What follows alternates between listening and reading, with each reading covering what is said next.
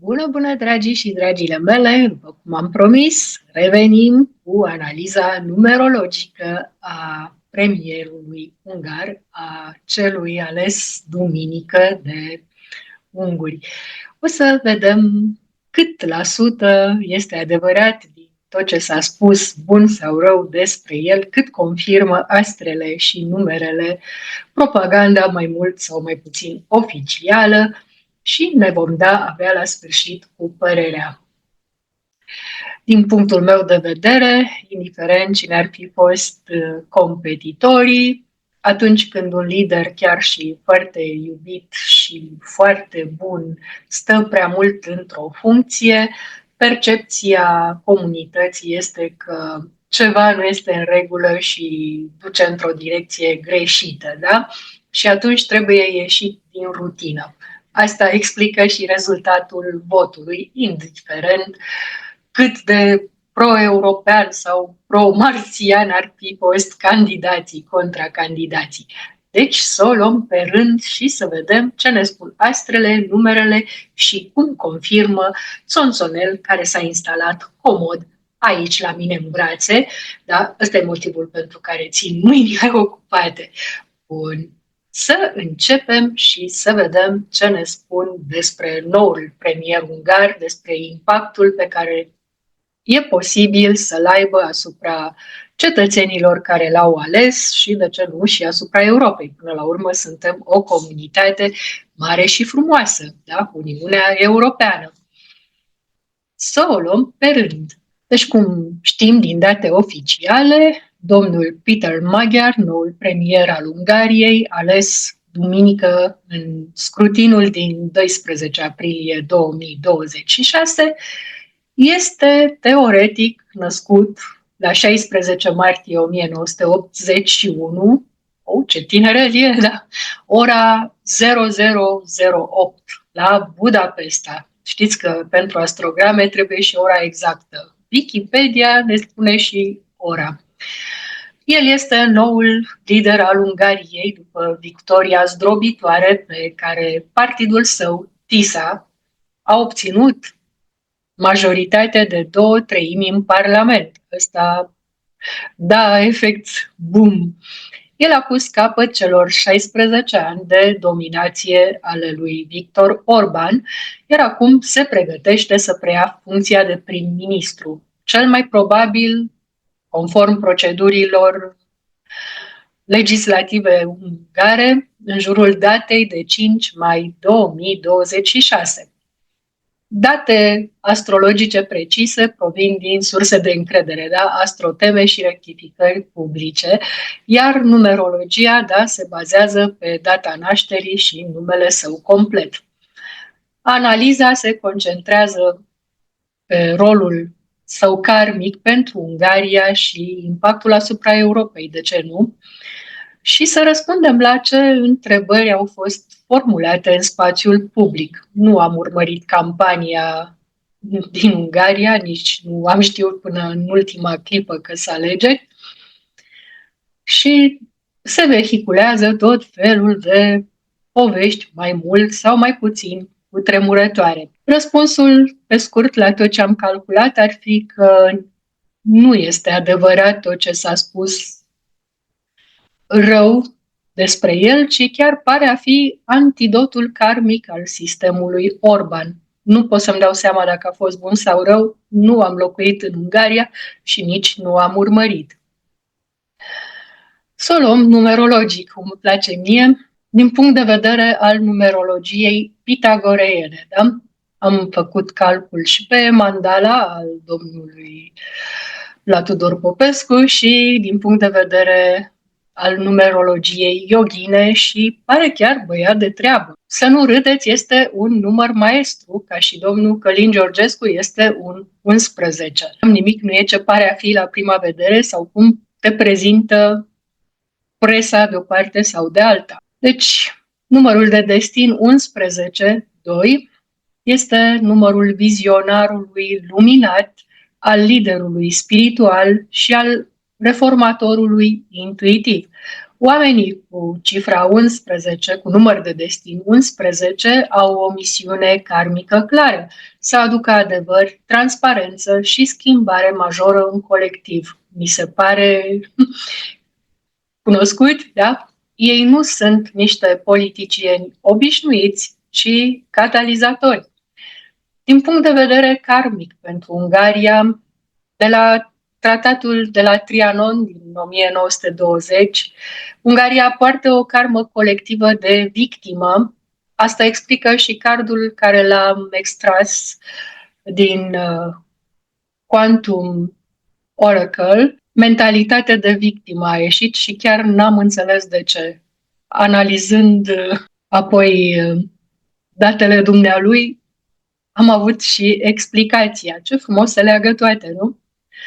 Și pe lângă acest card de mentalitate de victimă, care, da, se confirmă mesajul primit, el vine să aducă comitent, angajament. Va aduce Ungariei angajamente, tratate, probabil internaționale, de natură să aducă mai mult bine, prosperitate și ce-și mai dorește poporul ungar. Asta se leagă foarte mult și de e-mandala lui, deci se confirmă foarte frumos informațiile într-un sens pozitiv. Să sperăm că atât pentru unguri cât și pentru toată Europa, de ce nu? Să trăim și noi bine pe lângă vecinii noștri. Deci începusem cu aspectul karmic al Ungariei, iar Magyar, ca numărul 11, vine să vindece iluziile și manipularea poporului ungar.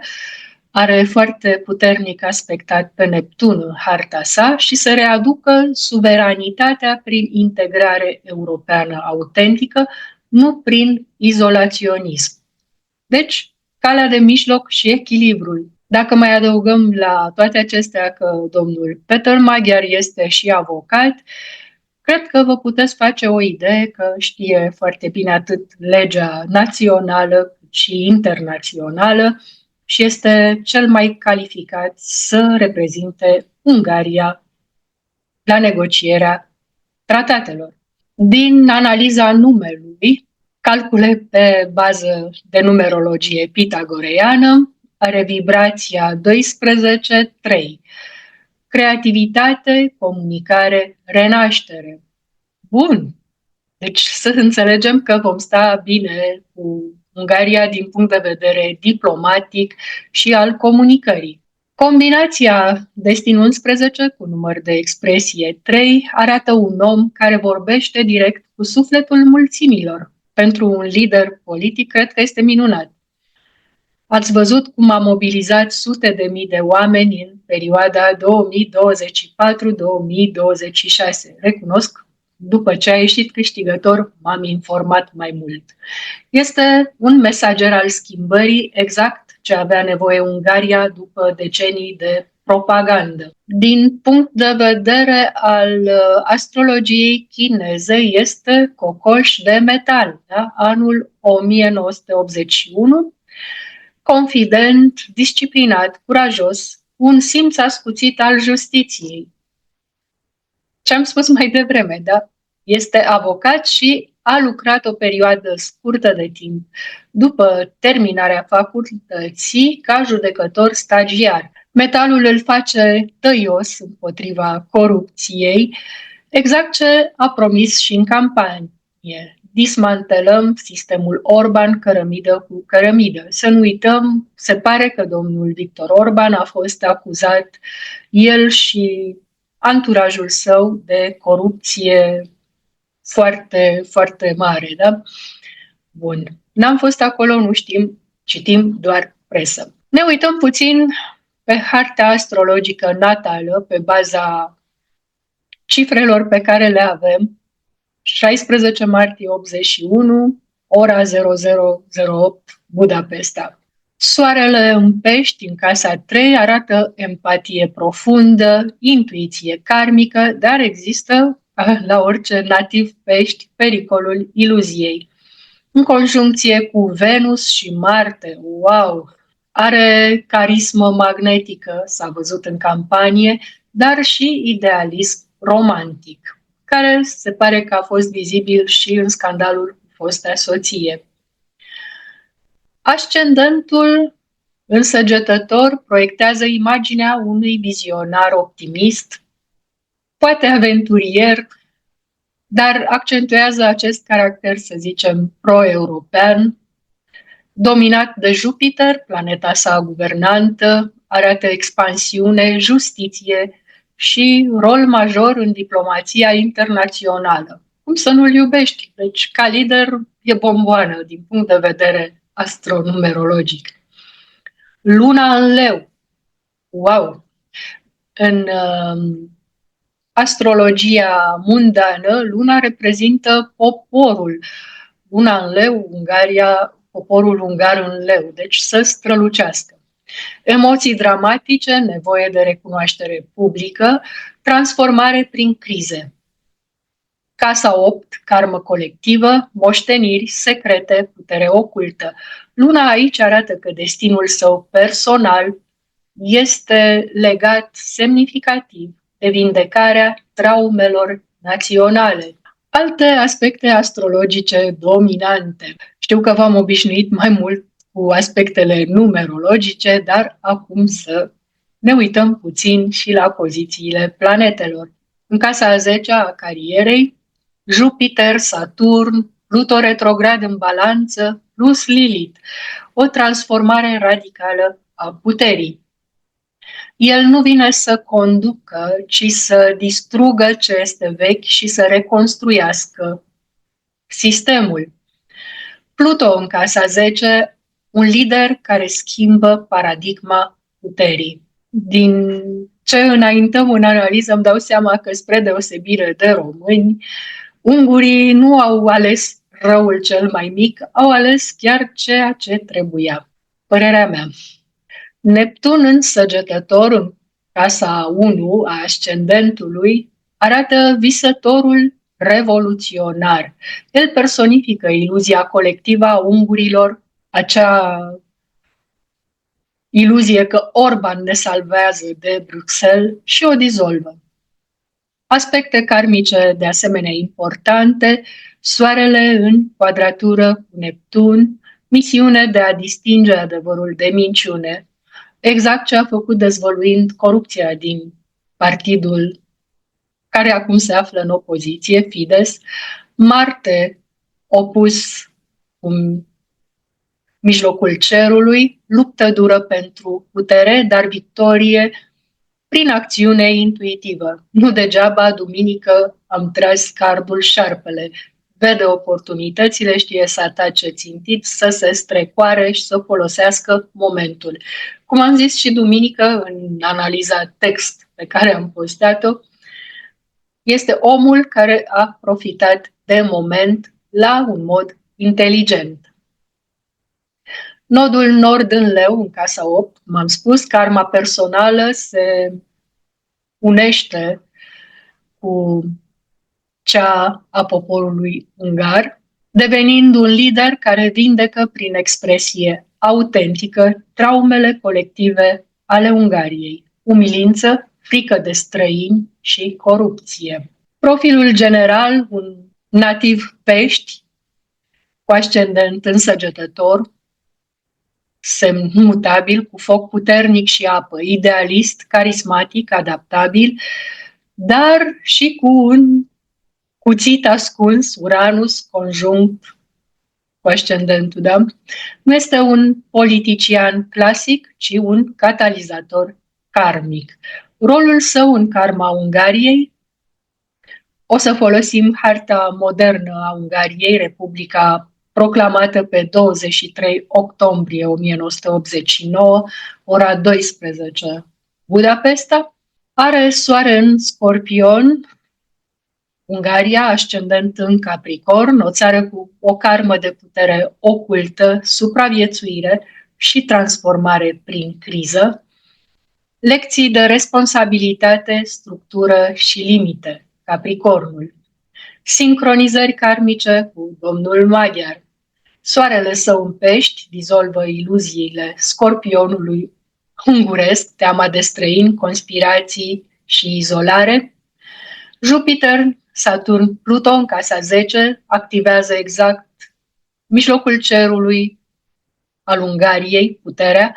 El este agentul karmic care încheie ciclul vechi, ciclul Orban, care a folosit Scorpionul pentru control și teamă. Nodul nord al său, în Leu, activează luna Ungariei din 1989, da? Tot în Leu, care arată o renaștere colectivă prin orgoliu național sănătos, nu prin naționalism toxic. Karma Ungariei după Trianon, când a pierdut teritorii, comunism și iluzia Orban, Neptun, Magyar vine cu misiunea 11 plus pești să vindece prin adevăr și integrare. El nu distruge suveranitatea, o redefinește ca un parteneriat european matur. După câte știm, Ungaria a avut o karmă de victimă eternă și erou solitar, concretizat prin regimul Orban. Magyar o să o transforme în partener vizionar al Europei. Așteptăm să vedem ce se confirmă. Impactul asupra Europei. Pro-european conservator, așteptările sunt următoarele. Deblocarea fondurilor Uniunii Europene care au fost înghețate, să alinieze Ungaria cu politica externă comună, inclusiv în problema Ucrainei. O să vedem și asta. Așteptările europenilor de la Peter Magyar sunt să reducă influența rusă și chineză. Aici am niște semne de întrebare că e posibil, dar probabil se va strădui. Europa câștigă un săgetător, un lider carismatic ce poate media între est și vest, reducând polarizarea. Orban era un ghimpe în coasta UE, Magyar sunt așteptări să devină o punte. Riscurile, idealismul peștilor poate duce la compromisuri naive la început, dar un Jupiter în balanță și Pluto în casa 10 îi arată o evoluție ca strateg. Ținând cont că totuși este în politică, am înțeles, conform Wikipedia de peste 20 de ani, să nu fie chiar foarte, foarte naiv de la început. Pe termen lung, schimbare tectonică pentru Ungaria. Sunt șanse până în 2030 Ungaria să devină un jucător constructiv în UE, nu un blocaj. Impactul, cel puțin cel așteptat, slăbirea axei Rusia-Ungaria și întărirea unității europene. Om trăi și om vedea. La întrebarea dacă este Peter Magyar calul troian al lui Orban, categoric nu.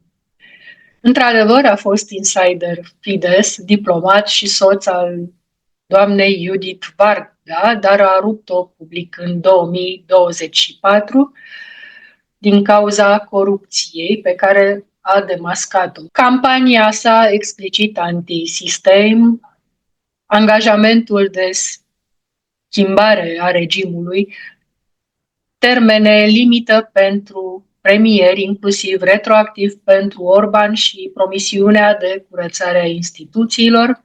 Orban însuși a recunoscut rapid înfrângerea și l-a felicitat. Nu există nicio dovadă de pact secret până la acest moment.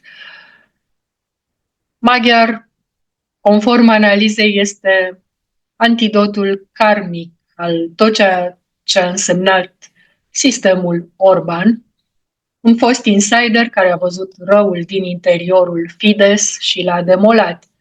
Exact ca un nativ pește cu Uranus pe ascendent, este un revoluționar ascuns care iese la lumină când karma națională o cere. În concluzie, cel puțin la acest moment, Peter Magyar arată că este un lider cu misiune karmică clară, 11 cu pești, cu nodul nord în casa 8. El vine să încheie un ciclu toxic pentru Ungaria, izolare, corupție, frică și să deschidă unul nou, renaștere prin transparență, integrare europeană și suveranitate matură. Pentru Europa este o gură de aer proaspăt. Toată lumea s-a bucurat de la Macron la Ursa Mare, da? Un conservator pro-UE care poate reconecta estul cu vestul. O să ne uităm puțin și la Uranus pe harta lui natală, cam ce aduce acest Uranus care tocmai și-a schimbat poziția. Deci Uranus în harta natală a lui Peter Magyar face din el la acest moment un revoluționar nativ. Identitatea sa este impregnată de energie uraniană, schimbare bruscă, adevăr fără filtre, libertate absolută și antisistem. Seamănă cu ce spun eu de câteva zile la numerologie. Acum, în acest an de cal de foc, important este adevărul fără filtre. Se pare că el respectă acest must-have karmic și nu numai. El personifică trăsnetul karmic, apare din senin, ca în 2024, când a ieșit public împotriva sistemului Fidesz, mobilizează mulțimile prin surpriză și rupe vechile paradigme. Săgetătorul adaugă viziune, idealism pro-european și un cuțit diplomatic, nu distruge haotic, ci, cum a spus Trump, chirurgical, da? Transformare colectivă, eliberare prin adevăr și expansiune. Karmic pentru Ungaria, Uranus aici activează nodul nord al său în leu. Transformarea colectivă prin crize este agentul care dizolvă karma de victimă izolată a Ungariei, Trianon și Orban, printr-o revoluție pașnică, dar fulgerătoare. Dominanta Uranus, alături de Jupiter și Marte, explică de ce a reușit să răstoarne un sistem aparent inatacabil. Este un outsider-insider uranian. A văzut corupția din interior și a detonat-o. Poziția lui Uranus acum, 14 aprilie, cum știm, este în Taur. Pe 26 aprilie 2026, Uranus va intra definitiv în Gemeni. După ce a stat puțin în 2025 și a revenit scurt în Taur, va sta în Gemeni Uranus până în 2032-2033, inaugurând o eră de revoluție în comunicare, tehnologie, idei și relații. Deci 11-2 pe destin, cu 3 ca număr de expresie, se mulează extraordinar pe această perioadă de timp uraniană importantă, fiind un lider excelent în comunicare, având carismă și diplomație, da? Ceea ce este necesar în orice relație, în orice tratat și alianță, până la urmă.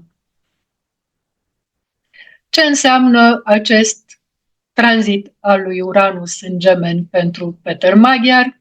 Activează zona valorilor, economiei și securității naționale. Uranus în Taur, spre ieșire, dar încă câteva zile în Taur. Pentru Ungaria înseamnă ultimele lecții dure înainte de schimbarea totală. Curățarea corupției economice moștenite de la Viktor Orban, reforme în agricultură, bănci, UE. Ungurii au votat cu speranța că fondurile înghețate se vor debloca. Să sperăm că nu vor fi dezamăgiți. Magyar, cu Uranus natal pe ascendent, simte acest tranzit ca pe un amplificator personal. El este încărcat uranian exact când colectivul are nevoie de o eliberare finală din vechile atașamente materiale toxice. Intrarea în Gemeni pe 26 aprilie va fi un moment de răscruce pentru el și Ungaria. În harta sa, Gemeni, casa a 7-a, parteneriate, relații publice, dușmani, aliați, diplomație, Uranus în casa 7, revoluție bruscă în alianțe și imagine publică, o să-i aducă alianțe noi și neașteptate cu Uniunea Europeană, reforme radicale în justiție și media se leagă de anunțul făcut că va închide, un fel sau altul, televiziunea și radioul de stat naționale. O explozie de comunicare. Se pare că el este deja un maestru al TikTok-ului și face live-uri. Acum a devenit, să zicem, viral la nivel european. Încă există șansa să fie posibile tensiuni cu vechii dușmani, cu Orban și partidul său Fidesz, dar și victorii fulgerătoare prin surprize. Se pare că avem o primăvară intensă. Pentru Europa, Uranus în Gemeni accelerează digitalizarea, rețelele sociale ca armă politică și schimbarea rapidă a narativelor. Maghiar devine un lider care vorbește direct cu generațiile noi, reducând polarizarea est-vest. Este posibil ca acest Uranus în Gemeni să aibă foarte mare impact pe Europa, nu doar pentru Peter Maghiar, da? Revoluționând întregul continent prin idei noi, tehnologii și relații mai fluide. Maghiar cu Uranus pe ascendent este posibil să devină un pionier al acestui val, un conservator pro-european care totuși demonstrează că schimbarea bruscă poate fi constructivă, nu haotică, spre deosebire de extrema dreaptă tradițională. În concluzie, putem spune că Uranus nu este doar o planetă în harta lui, ci el este Uranus personificat. La 14 aprilie, data la care facem această analiză, Maghiar se află exact în momentul său uranian karmic, sfârșitul unei ere, Taur, vechiul sistem Orban, și începutul uneia noi, Gemeni, comunicare liberă și alianțe inovatoare. Pentru cei care au încă temeri că UE sau oricine altcineva, marțienii, rușii, chinezii sau oricine altcineva va veni să oprească exprimarea și comunicarea liberă, acest Uranus în Gemeni pe următorii ani arată exact contrariul pentru noi toți. De peste 30 de zile, da? Tot vă spun că adevărul iese și comunicările sunt din ce în ce mai rapide.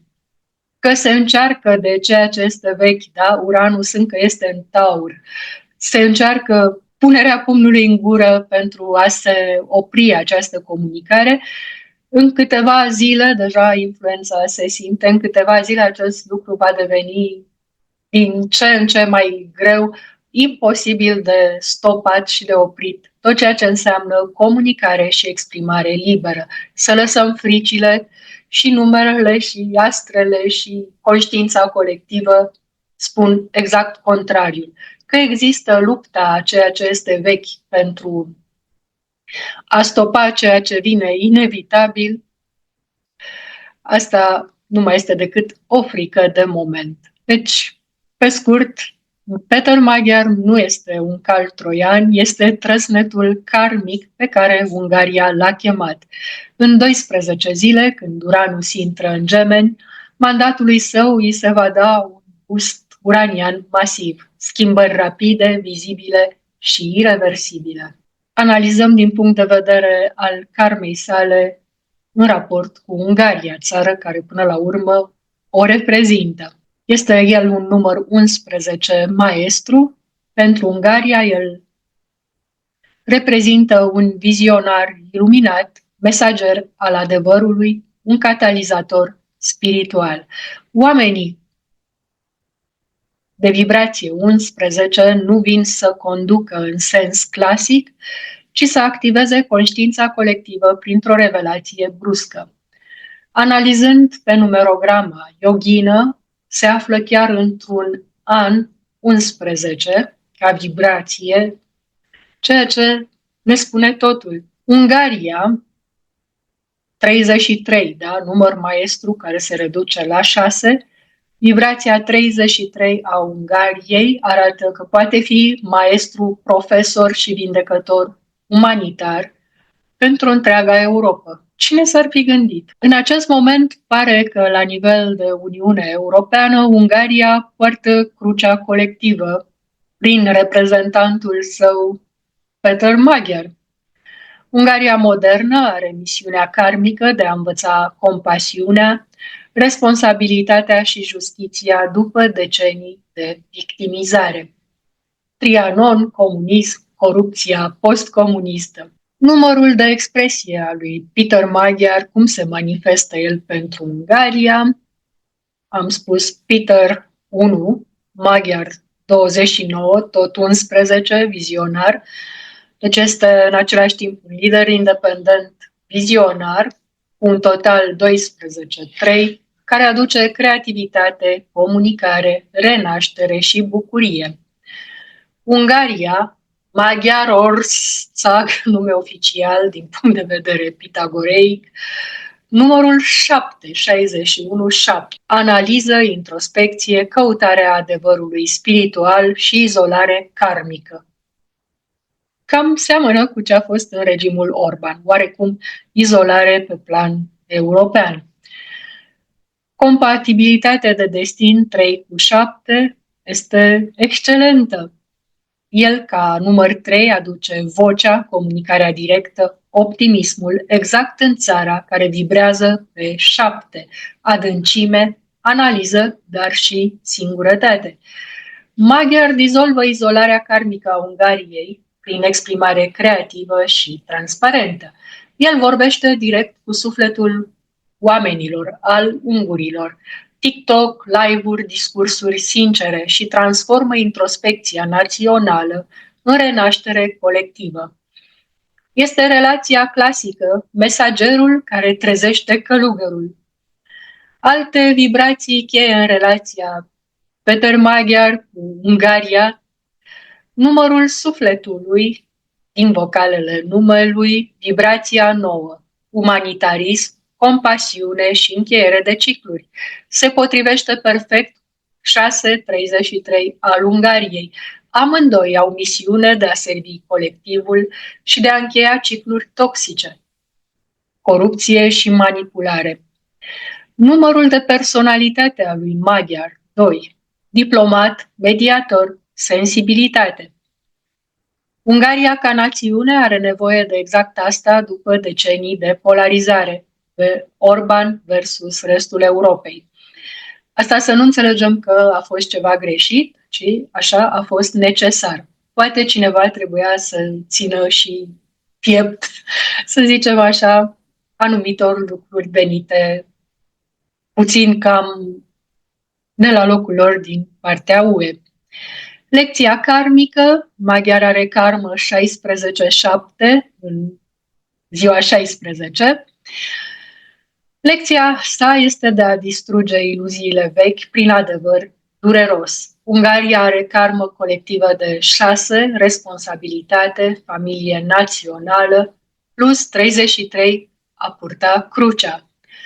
Relația lor, da, alianța premier-popor, dizolvă karma de victimă prin iubire și adevăr. Data alegerilor nici ea nu a fost întâmplătoare în săptămâna luminată, ungurii știm că sunt catolici, da? Și este un moment declanșator de vibrație 8, 17-8. Vibrația 8, putere, karmă, manifestare materială, justiție. Cum se aranjează lucrurile? Este ziua în care 11-le lui Magyar activează 33 al Ungariei la nivel de putere, casa 10. Schimbarea devine irreversibilă, karma se plătește, iar el devine instrumentul prin care Ungaria trece de la suferință, 6, la măestrie, 33. Să nu uităm numărul mare de oameni care au participat la vot. În concluzie, ce fel de relație numerologică avem aici? Este o relație numerologică superbă, cum rar se vede. Deci chiar până acum n-am văzut așa ceva. Relație karmică între doi maestri, 11 și 33. Una dintre cele mai rare și puternice combinații posibile. Peter Magyar nu este calul troian al nimănui. Este darul universului, al divinității pentru Ungaria și cu puțin noroc și pentru Europa. El este mesagerul numerologic pe care Ungaria l-a așteptat de 37 de ani, din 1989. România a avut și ea șansa ei, dar și-a bătut joc de ea. El activează misiunea 33 a țării sale să devină profesor de democrație matură în Europa. Prin vibrația sa 3 plus 11, transformă durerea colectivă în speranță și transparență. Ungaria îi oferă platforma, 7 cu 33, să-și îndeplinească destinul de vizionar. Este o relație clar destinată, el vindecă această karmă a Ungariei, iar Ungaria i-a oferit pe tavă misiunea vieții. Nu este o relație de putere obișnuită, este o alianță spirituală între un mesager, 11, și o națiune, profesor, 33. Ce mai putem să spunem? Umblă în spațiul public tot felul de povești că ar ucis un cățeluș la cuptorul cu microunde și alte abominații. Am încercat să analizez valoarea de adevăr a acestor bârfe din spațiul public, așa zisa carte a doamnei Judith Varga, care tot este citată în internet, este sublimă, dar nu există, nu e de găsit. Peter Magyar, fiind avocat și o perioadă scurtă de timp chiar și judecător, nu ar fi făcut așa ceva pentru că, așa cum este peste tot, inclusiv în România, există o lege a protecției animalelor. Dacă acest episod ar fi fost real, candidatura sa ar fi fost complet exclusă și s-ar fi aflat la închisoare. Din informațiile publice nu există niciun dosar penal înregistrat pe numele său cu privire la o astfel de faptă. Dar, cum se spune, în dragoste și în război totul este permis. Pe de o parte a fost campanie electorală și atunci sistemul care a stat să cadă a căzut, a scos la lumină tot felul de trăsnăi menite să denigreze și să defăimeze contracandidatul. Pe de altă parte, cu doamna Judith, fiind divorț cu copii și amândoi oameni publici, politici, normal că s-au aruncat tot felul de acuzații pentru ca fiecare să dea bine. Contextul real al acuzațiilor doamnei Judith Varga de abuz emoțional și psihologic, terorizare, manipulare, blackmail, inclusiv cu o înregistrare secretă pe care el a dat-o public. Nici aici încă nu s-a ajuns la un rezultat și o convingere clară că doamna sau el are neapărat dreptate. Într-un cuplu, cum se știe, când doi se ceartă, adevărul e undeva la mijloc. La aceste acuzații, Magyar a răspuns că sunt orchestrate de partidul Fidesz. Se pare că doamna Judith Varga a rămas în continuare în acel partid, că el dorește pace pentru copii și că nu va mai comenta public. A recunoscut, printre altele, că mariajul lor a fost turbulent, dar a negat abuzurile grave. Să ne gândim că totuși este un om al legii, da? Cunoaște consecințele și chiar dacă au fost tensiuni, să sperăm și să credem că a știut unde să se oprească. Viața dumnealui privată nu este treaba noastră. Măsurătorile mele, să zicem așa, dacă ar fi fost adevărat acest episod cu puiul de cățel, ar fi fost un act de sadism pur și ar fi arătat o psihopatie gravă, incompatibilă cu orice funcție publică, mai ales cu cea de premier, și un semnal roșu uriaș de caracter. Înclin să cred că dacă era ceva real, ungurii, în cunoștință de cauză, n-ar fi votat veci pururea așa ceva. Totul, la acest moment, indică o minciună fabricată pentru o campanie murdară. Cum se știe, în politica maghiară și nu numai, da, divorțurile publice devin arme, iar copiii, din păcate, suferă cel mai mult. Acum să analizăm din punct de vedere astronumerologic legat de aceste episoade mai mult sau mai puțin fantasmagorice. Soarele său în pești cu luna în leu și Uranus pe ascendent indică un om cu emoții intense, dramatice, care poate fi uneori impulsiv și exploziv în relații intime. Casa 8 e aspectat foarte puternic, dar nu indică sadism patologic. Vibrația 11.3 arată mai degrabă un idealist care rupe vechile structuri, nu un monstru. Deci nu cred povestea cu câinele, e prea oribilă și cel puțin până acum a fost demontată oficial ca dezinformare și denigrare. Acuzațiile reale de abuz domestic rămân serioase și merită investigație independentă. Acum că a fost avocat, știu și eu cum e când doamna se supără și vrea să plece, cel puțin pe vremea comunismului, când se divorța, să spunem așa, mai greu, avocații sfătuiau pe partenerul care vrea să iasă din relație, să caute locuri publice, știi? Și când se apropie cineva cunoscut sau cineva pe care ai rugat în prealabil să fie în zonă ca să fie martor, spui la ureche ceva drăguț celui pe care vrei să-l provoci, în boule, gândacule sau ce știu eu, ceva. Acela va reacționa impulsiv, fiind provocat brusc, fără preaviz, da? Și va exista un martor să spună, păi, a urlat la ea, dar ce a șoptit doamna zânuța la ureche nu se va ști. Și ca să terminăm cu acest episod, site-urile de pe care s-au promovat aceste povești au fost create anonim cu câteva zile înainte, fără date de contact valide și au dispărut rapid, imediat după alegeri.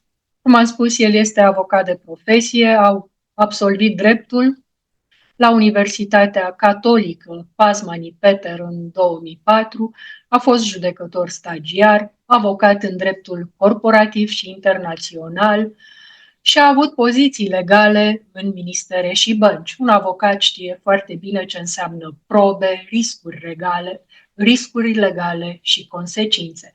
Iar pentru cei care din fanatism iau de bună orice abominație promovată pe TikTok și Facebook, trebuie știut că Ungaria are o lege strictă din 1998 care s-a înăsprit prin actualizare semnificativă în iunie 2025 privind legea protecției animalelor.